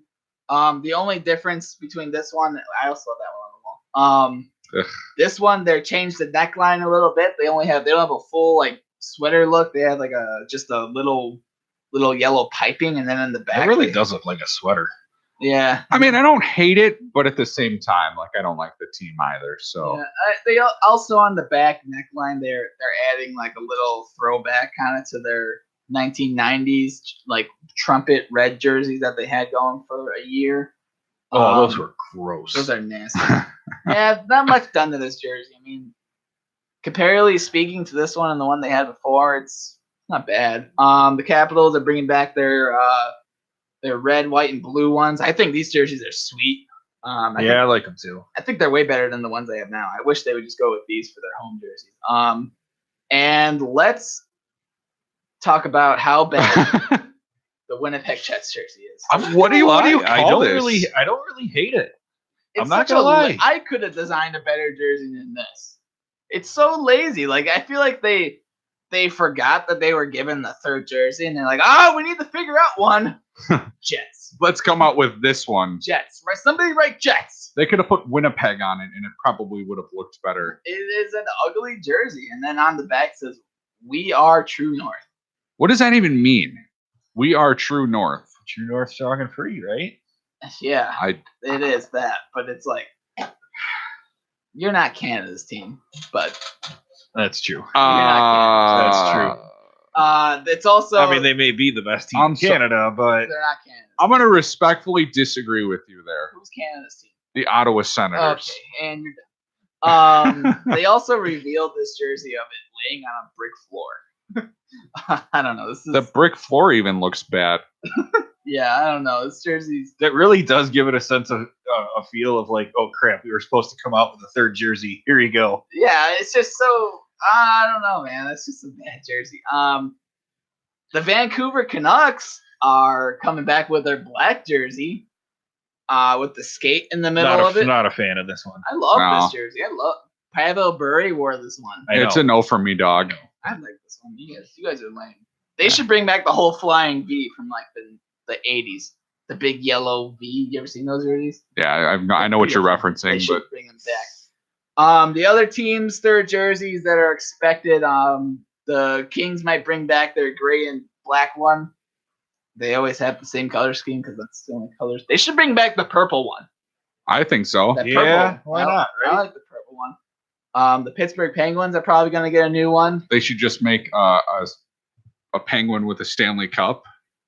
Yeah. Seems like it'd be pretty original. The Tampa Bay Lightning might get one, and the Toronto Maple Leafs are going to go back to wearing their same past jerseys, which I think are I think those are cool jerseys. Okay. Let me ask you something. If you're the Tampa Bay Lightning, what would you make your jersey look like? Because Bolts. God, don't give me that Bolts jersey again. That's such an ugly jersey. I hated that Bolts jersey. It's like you're the Lightning. What does Bolts have Bolts? You can't really do much else with That's the my Lightning, point, right? though. It's like, why give a team like the Tampa Bay Lightning the option for a third jersey when they can't give? There. How about you remember that first logo that they had back in the day? No, but it was like look it up if you want to look it up. But they have you know what I'm talking about, right, Matt? That first the first logo that they had, it was like it just said Tampa Bay and they had lightning in the middle. It was just like if they did some kind of like new retro rendition of that, made the jersey like a little bit white with the blue that they've added now. Oh, that one. Yeah. Ooh, I understand. What if they did a capital T and a capital B with a lightning bolt in the middle, like AC/DC? That would be. You know who would have to come play goalie for them, right? Scott Foster. Because he's got his. That guy's too into drugs. Oh, you know what the campaign should do? They should just write lightning in script. And then we can have a Twitter war. Who did it better? Who did it better? Oh God, me as a not a designer or the actual lightning or Winnipeg. So bad. All right, those are the jerseys. Definitely, I'm gonna be buying a couple of those. All right. What we got next? Boys? Brian Giunta retired.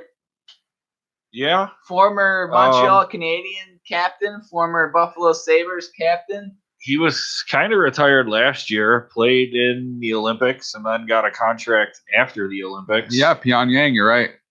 Yeah. I just like the sound of that. It's a good win. Okay. Can I tell you guys a joke though? No. It's on topic. Okay, go ahead. So shut up. The Olympics were going on last year. Did you see the genius move that ABC7 pulled? No. Instead of putting Pyeongchang, they put PF Changs. Oh, that's great. I'll send you guys the picture and I'll post it on our Twitter so that people who are listening to the show will understand what I'm talking about here. But yeah, no, congrats to Gianta on a great career. He was 5'7". Guy was literally like, he played on those New Jersey, like the 2000 New Jersey team won. He was on the egg line with Eliaj, obviously Gianta, and I forget the other guy's name. Some other guy who was good. He had a couple good seasons to begin his career with the Devils, and then just looking at point totals after that, you're looking at mid 40s. So it's Jonathan Tays like 40s. Yes, yes it is. All right. Also speaking average. Hold on. Speaking of disappointing, Philadelphia Flyers. How you like that transition? Oh man. The Philadelphia Flyers released, and I say released like the same kind of released as you release like a dragon. Like they released upon the world Gritty. This is something. You guys, I was looking at this yesterday, and I'm like, "Are you guys for real?" I literally thought I was having a dream because it literally looks like the Philly Fanatic on drugs. It really does. Oh my god, for real! I mean, my goodness, Gritty is so bad. There's been you guys see the Jacob Voracek thing? Yes. Oh my gosh, it's kind of like Brent Burns how it turns into Chewbacca. Yep.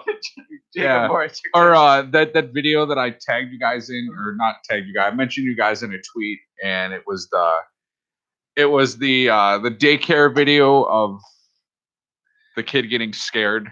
Oh yeah, dude. Yeah. I was dead. Yeah, I was just laughing hysterically. That was a good one too. Who thought this? I talked about this on my show earlier, but who honestly thought this was a good idea? Dude, all right. So let's talk about how they introduce him. So it's like really like it's so random, right? So the Flyer. All right. So the Flyers have these screens going on in the background. It's like flashing flyers, and all you see is this thing come out of the background, like this giant. Fat Voracek. This is what Jake Dotchin, or not Jake. This is what Voracek looked like if he gained 40 pounds. No, I was gonna say though, Dotchin should have applied for this job. Yeah, right. Yeah, he has the body profile now. Like it comes out, it skates out, it stops, it waves its hands, and it shakes its stomach.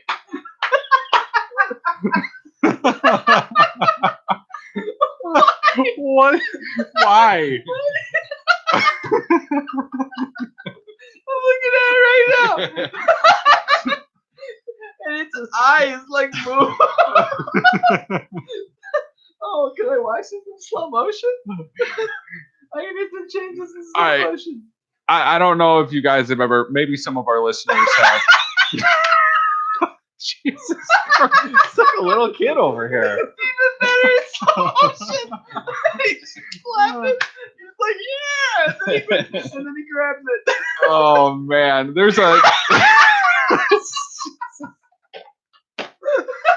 Oh, I can't even do this anymore. He's like proud of it. He's like, oh, we got a nice visitor outside our State Street studio. I'm like sweating. Coasted. I'm like Michael sweating. This is. Oh, dude, stop. Make it stop. Do you think that the Flyers were like, we've had so many gingers before? Like, how do you what? First of all, what is a flyer? What's a flyer? And second of all, how do you come up with a mascot for that? It's like the White Sox having that green elephant thing as their mascot. Like, how do you come up with that? Like, they call him Southpaw, but still. Yeah, I was gonna say I thought his name was Southpaw. That is disturbing. Like, seriously, if all they did, they scared away the children. Yeah. You kind of look like him. You know what? Hey, that should be my Halloween costume. Dude, everyone should be gritty. We'll just come up that day before the show. We'll just all come dressed as gritty. That would be awesome. We should. No, I was gonna make a reference earlier to the show called The League. It's on Netflix, but they have this like purple character called Mr. McGiblets, and it's not even close to being as terrifying as this creepy gremlin is. Doing it. Look at this. If you do you guys watch It's Always Sunny in Philadelphia? Yes. Do you remember the World Series defense episode when Charlie gets in a fight with the Philly Fanatic? I know what you're talking about. Yeah, that's funny. Oh, I feel like Always Sunny may make an episode about this. You have to if you're them. Yeah. Oh my god, I can't get over. And he fell too. Nah. Oh, Gritty is Yuppie's son, Yuppie's cousin, who's fallen into some hard times. He's trying to get better. Yuppie, wow, that's a mascot I haven't heard in a long time. Oh boy. That's yikes. Oh my god. Okay. One of those creepy gremlin things. All right. I guess on to something serious, right? Our boy. Why wouldn't you just like if you needed a Flyers mascot? Why wouldn't you just have it be like an actual person just throwing batteries at people? Wait, what? What? I mean, that's what they do in Philly, right? They throw snowballs at Santa Claus. Okay. So you want him to throw snowballs at you? Here. Hey. Yeah, right. Shake my fed in front of you. And Yeah, throw right. a snowball. All right. But on a serious note, the NHL came out. The NHL came out with the top 50 players right now. Cool. I'll go through 50 through 41 really quick. 50, William Karlsson. 49, Matthew Barzal. 48, Duncan Keaton. I was kidding. Philip Forsberg. 47, Dustin Bufflin. 46, John Kleinberg. 45, Jack Eichel. 44, Pasternak. 43, Pecorine. 42, Marc-Andre Fleury. And 41, Alex Pietrangelo. There we go. Number 40 through 40. Are we doing the whole list? I'm not sure if they released the top 10. I don't think they released the top 10. But 40 through 31 is Jonathan. 40 is Jonathan Quick. 39 is Backstrom. 38 is Carlson. 37 is Phil the Thrill. Kessel. 36 is Connor Hellebucks. 35 is Johnny Gaudreau. 34, Roman Yossi. I was going to say Roman Polak. 33 is Alexander Barkov. Sasha.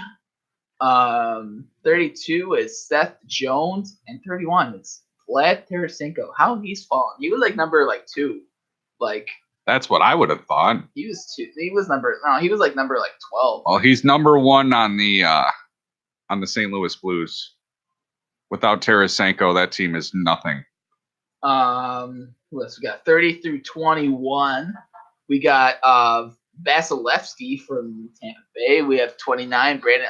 I feel like I see a how would you say this? Correlation, because I feel like they're like, here's a goalie. We should put another goalie. And then they do here's a left wing. Here's another left wing. Or here's a center. All right. Well, anyway, 28. They have Artemi Panarin. 27, Evgeny Kuznetsov. 26, Blake Wheeler. How's Blake Wheeler at 26 overall? That guy's a monster. Yeah.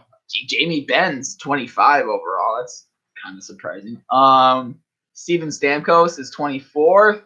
Sergei Bobrovsky is 23rd overall. So Jesus. Claude Giroux's 22nd. John Tavares 21st. Didn't Claude Giroux lead the league in points last year? Second. Two only kind of. I think they didn't release the top 10 because we all know who the top 10 is. Yeah, I was gonna say. Number 20 is Tyler Sagan. Number 19, PK Subban. 18, Brent Burns. 17, Patrick Laine. 16, Patrice Bergeron. 15, Mark Scheifele. 14, Anze Kopitar. 13, Brad Marchand. 12, Patrick Kane. Patrick Kane was number 1 2 years ago. Mm-hmm. Last year he was number 4, now he's number 12. Yeah. Well, I mean, that's what happens when you take Artemi Panarin away from him.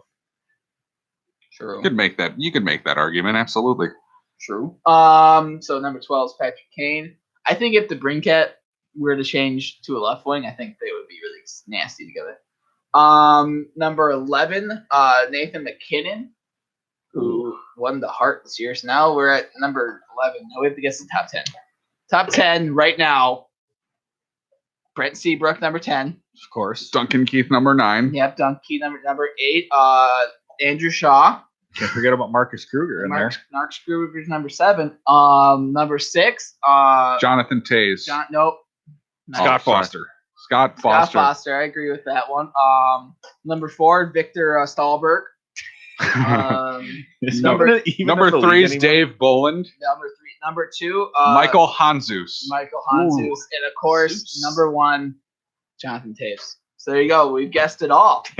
We're just so good. No, good job, guys. We're good. Roman Polak's definitely a hit or miss for number 1. How does Roman Polak still keep finding work? He doesn't. Well, he's I could ask the same thing about now, myself. but he's been on the Leafs for a while. He was on Blues. He's on the Leafs, obviously. Now he's on Dallas. I don't know how he keeps making work. Anyway, we're at the end of the show. Yep. We're getting there. Yes. This has been a top line show. I want to let you guys know right now that when the season starts, we've already made. I still want to keep everybody involved right now. The deal was that Patrick Kane and Jonathan Toews will get more points than Mitch Marner and John Tavares, right? Or no, Austin Matthews. That was the deal between you two. Not me. That was it. It was Matthews, right? Matthews and Tavares. Yeah, it was Matthews and Tavares. Even better. I don't remember. Yeah, you're not okay. Matthews is gonna tear his ACL. I'm golden. Dude, I hope I'm just kidding. ACL.